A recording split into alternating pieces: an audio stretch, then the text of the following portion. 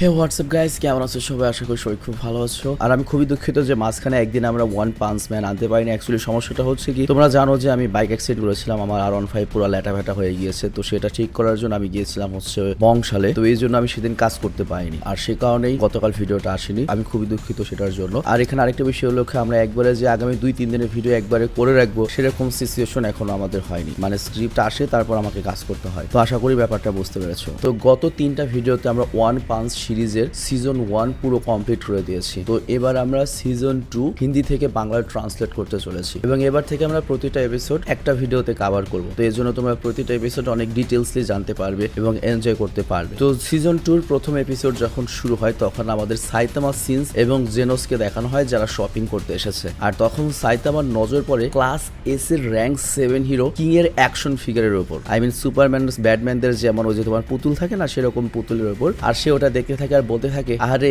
নিজের একটা fan base থাকা আর একটা পুতুল থাকা কত চমৎকার একটা ব্যাপার। তখন জেনোস বলে, গর্রো, আমি এখনই টয় ম্যানুফ্যাকচারারকে কল করছি যাতে ওরা আপনারও একটা পুতুল বা অ্যাকশন ফিগার বানায়। তখন আমাদের সাইতামা সিনস মানা করে দেয় আর বলে, আরে ওরা আমাদের কল করবে, আমরা ওদের কল করবে কেন? তাহলে কি আমাদের ইজ্জত থাকে? সময় আসুক, ওরাই আমাদের কল করবে। এরপর তারা সেখান থেকে চলে যায়। আর পরের সিনে আমরা দেখি একটা মনস্টার জনগণের উপর হামলা করতে আসে। আর সে বলে, আমার র্যাপটাইল পছন্দ, আই মিন মনে করো ওই গিরগিটি টাইপের জিনিস। তো এই জন্য আমি নিজেই র্যাপটাইল হয়ে গেছি। তো এই কথা আমরা বুঝতে পারি যে হালারপুত যেটা করেছে, ও নিজের উপর রিসার্চ করে র্যাপটাইল হয়েছে। তো যাই হোক, ও বলে আমার নাম হচ্ছে টাং স্ট্রেচার। আর ওকে দেখে সবাই পালাতে শুরু করে। আর তখন দৌড়াতে থাকা একটা মেয়েকে যখন ওই টাং স্ট্রেচার আক্রমণ করতে যাচ্ছিল, তখনই এস ক্লাস হিরো কিং সেখানে চলে আসে। আর মনস্টার তখন ওর শব্দ শুনে পেছনে দেখে এবং বলে, তুমি কোথা থেকে চলে এলে? আর তোমার চেহারা দেখে তো মনে হচ্ছে তোমার চেহারায় কিছু আছে, মনে হচ্ছে তুমি কোনো সাধারণ মানুষ নও। আর তখন কিং মনে মনে বলে, আমি এখন আর হিরো হয়ে কাজ করতে চাই না, আমি রিটায়ার নিতে চাই। আর তখনই পাবলিকদের মধ্যে থেকে একজন বলে ওঠে, সে হচ্ছে দুনিয়ার সবচেয়ে শক্তিশালী হিরো, তার নাম হচ্ছে কিং। আর এই কথা শুনে সকল লোকেরা খুশি হয়ে যায় এবং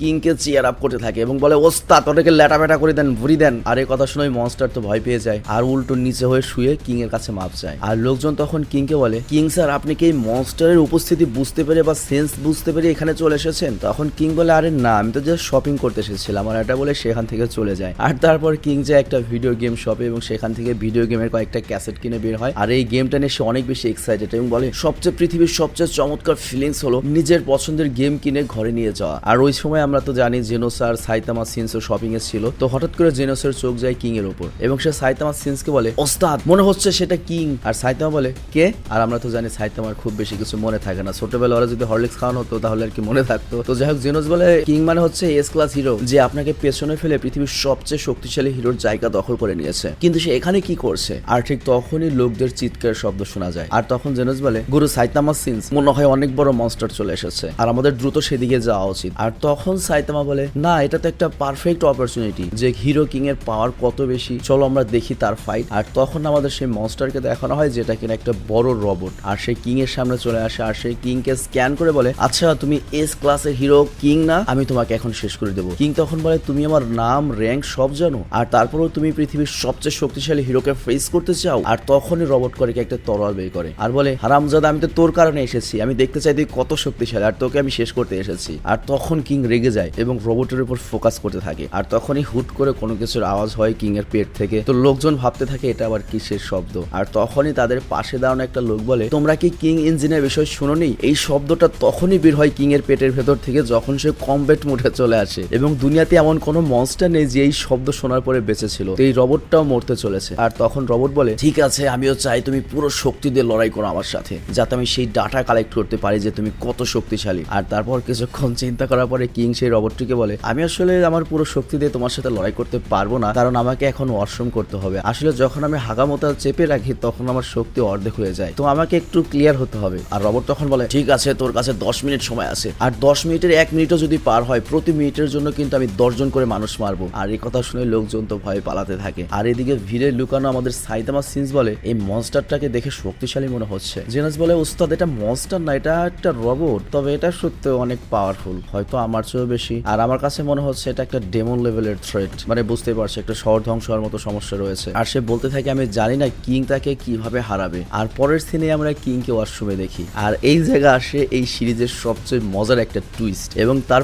পার্সোনালিটিতে আমরা অদ্ভুত একটা চেঞ্জ দেখতে পাই এবং সে নিজেকে বলতে থাকে, খালি আমার সাথেই কেন এমন হয়? আমি নিজে একটা ভীতু মানুষ, আমার কোনো পাওয়ার নাই, আমি কোনো পাওয়ারফুল এস ক্লাস হিরো না, আমি একটা 39 বছরের নিকর্মা বেকার যুবক, কিন্তু আমি যেখানে যাই সেখানে এইসব ভয়ঙ্কর রাক্ষসরা চলে আসে। অন্য কেউ ওকে হারিয়ে দিয়ে যায় কিন্তু সবসময় আমার নাম উঠে যায়, আর এটাই আমার সত্য। তো এখানে আমার মাথায় যেটা আসছে নিশ্চয়ই তোমার মাথায় সেটাই আসছে। তার মানে সাইতামা হয়তো মারে বা অন্য কেউ মারে, সব ক্রেডিটও পেয়ে যায়। তো যাই হোক, এরপরও আবার বলতে থাকে আমি কিছু টের পাওয়ার আগে আমার কাছে না শুনে ওরা আমাকে এস ক্লাসের সার্টিফিকেট দিয়ে দিয়েছে, আর যেহেতু বসে বসে বেতন পাওয়া যায় তার জন্য আমি নাও করিনি, কিন্তু সারা দুনিয়ার মানুষ আমাকে এখন স্ট্রংগেস্ট নতুন হিরো বলে ডাকতে থাকে। তো এখানে আমরা বুঝতে পারি হালারপুত কিং এর কোনো পাওয়ারই নেই। সে ভুলক্রমে এস ক্লাসে চলে এসেছে, কিন্তু সে অনেক বড় একটা ভীতু, এটা শিওর। ভিতুর দিক দিয়ে সে নাম্বার 1। আর এরপর সে বাথরুম থেকে বের হয়ে দৌড়ে পালাতে থাকে, আর পালানোর সময় সে জোরদার একটা ধামাকার আওয়াজ পায়। আর তারপর কিং দেখে বলে তার মানে অন্য কেউ আমার জায়গায় লড়াই করছে, তবে আমি এখান থেকে তাড়াতাড়ি যাই, সেটাই আমার জন্য মঙ্গল। আর এদিকে আমরা দেখতে পাই জেনোস সেই রবটের সাথে লড়াই করছিল, আর আমরা দেখি জেনোস হাওয়াতে উঠে সেই রবটের তরোয়ালে একটা জোরদার পাঞ্চ মারে, আর পেছনে দাঁড়ানো সাইতামা সিন্স বলে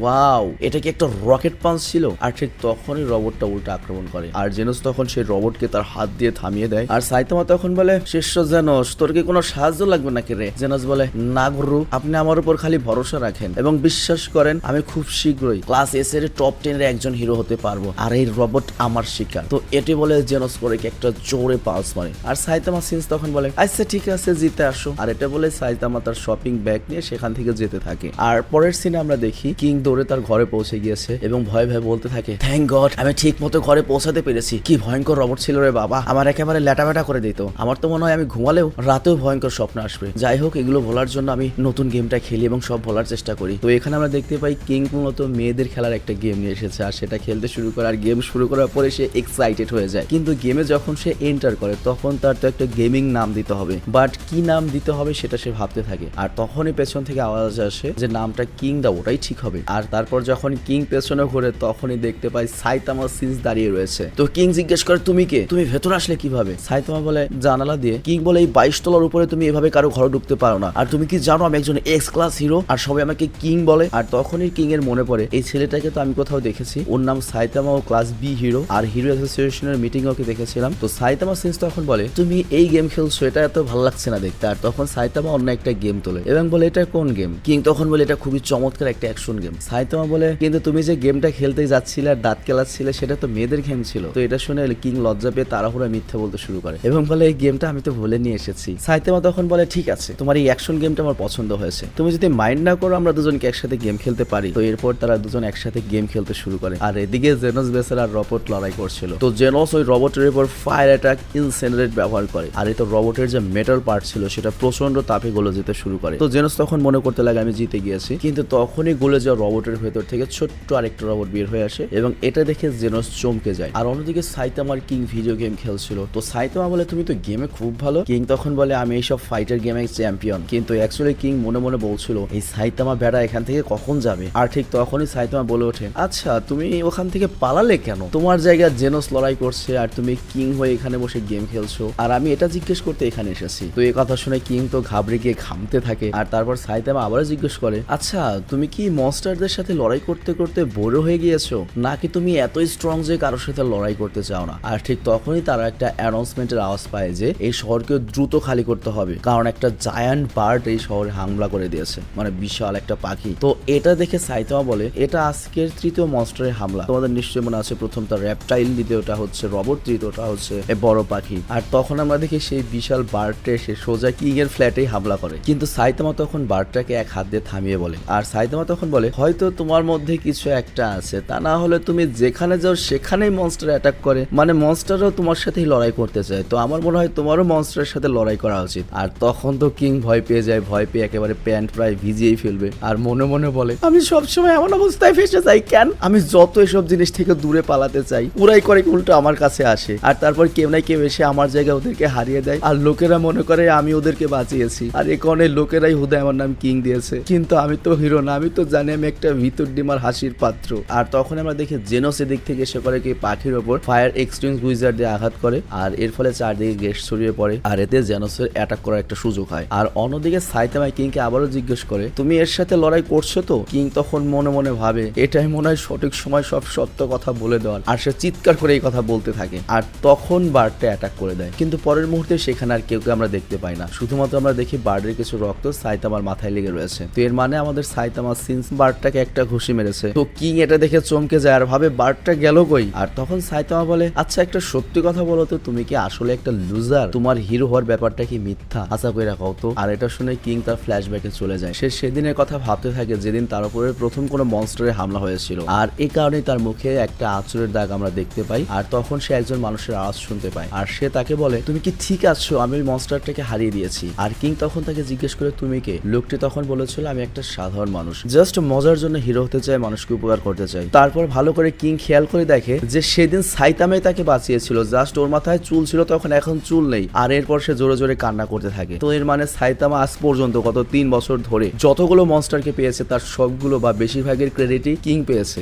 আর এর জন্যই পুরো দুনিয়া তাকে কিং মানে, এবং অ্যাসোসিয়েশন থেকেও তাকে কিং ক্লাসে এনে তাকে সম্মানিত করা হয়েছে। কিন্তু অন্যদিকে সাইতামাকে কেউ চিনে না। তো কিং এটা বুঝতে পারে এবং সাইতামার কাছে ক্ষমা চায়। আর সাইতামা তখন বলে, না না দেখো, তুমি সবার চোখে একটা হিরো, তো এর জন্য তুমি এই নাটক না করে তুমি স্ট্রং হওয়ার চেষ্টা করছো না কেন? কারণ মানুষ তোমার কাছ থেকে আশা করে তুমি তাদের জন্য সত্যিকারের একটা হিরো হও। আর কিং তখন এটা শুনে বলে, তার মানে তুমি আমার সাথে রাগ তো করোনি যে আমি সবসময় তোমার ক্রেডিট চুরি করেছি তার জন্য? সাইতামা তখন এটার উত্তর না দিয়ে বলে, তোমার গেমটি অনেক ভালো ছিল, আমি আবার সেটা খেলতে আসবো। আর এটা বলে সে চলে যায়। আর এদিকে আমরা দেখি জেনোস ছোট রোবটটিকে হারিয়ে, বড় রোবট থেকে যে ছোট রোবটটা বেরোলো সেটার একটা পার্টস নিয়ে ডক্টর কেসনের কাছে যায়, যে ওকে এই রোবট বানিয়েছে। আর তারপর সে ডক্টরকে বলে, এটা জিফোন নামের একটা রোবট, আর এটার ভিতর অনেক অ্যাডভান্স টেকনোলজির এআই ছিল। তো এটার মধ্যে যদি এমন কিছু থাকে যেটা আমার কাজে লাগবে, যেটা আমার বডিতে লাগালে আমার আরো আপগ্রেশন হবে, সেটা আমাকে লাগিয়ে দিন, আমি আরো স্ট্রং হতে চাই। আর ডক্টর তখন বলে, আমি তোমাকে এখনো আরো অনেক পাওয়ারফুল বানাতে পারি, কিন্তু তোমার লিমিট এত বেশি পুশ করা উচিত হবে না। মানে বোঝাতে যাচ্ছে যে তুমি যে এত বেশি বেশি করতেছো, এত বেশি বেশি করা উচিত হবে না। কিন্তু জেনোস বলে, না ডাক্তার, আমাকে লিমিটকে পুশ করতেই হবে, আমার টার্গেট হচ্ছে